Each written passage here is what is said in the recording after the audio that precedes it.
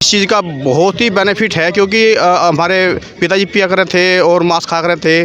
उसके बाद में उन्होंने सत्संग लिया और सत्संग में से हम भी जुड़ गए, तो अब हमारे घर में बिल्कुल कोई बीड़ी सिगरेट पान वगैरह भी कोई नहीं लेता। बताएं कि आप बाबा जी से कब से जुड़े हैं?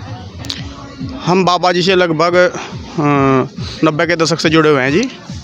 ओके, यानी कि 30 ईयर 31-32 साल से जुड़े हुए हैं। तो इस इतना लंबा साल से आप जुड़े हैं, तो वो कौन सी बातें हैं, कौन सी चीज़ें हैं जो आप इतने लंबे समय से जुड़े हैं?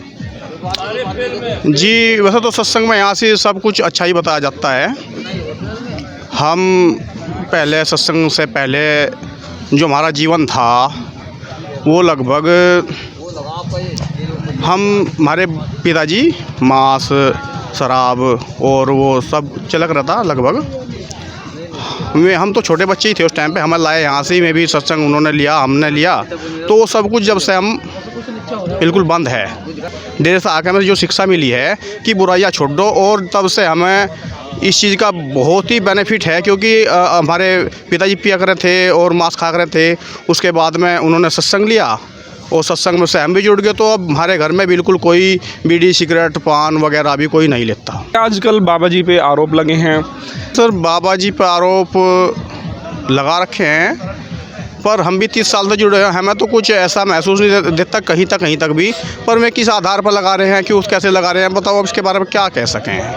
लोग कुछ भी कह सकें, पर हमारे एक भाई है मेरे से छोटा है, वो लगभग 10-15 साल बराबर यहीं रहे, बराबर महाराज जी के पास ही डेरे में सेवा की।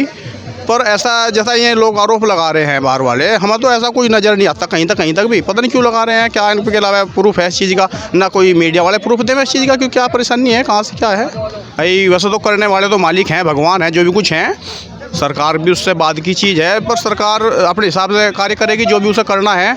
हम तो यूँ कहें परमात्मा को जो मंजूर है ये सब परमात्मा ही करने वाले हैं, उनकी मर्जी से हो रहा है, हमारा जो अपना मानना है। और सरकार जो कुछ करेगी अच्छा करेगी, और न करना भी चाहिए, देखभाल करनी चाहिए, सच्चाई को सामने लानी चाहिए। कुल मिलाकर हम तो ये कहें।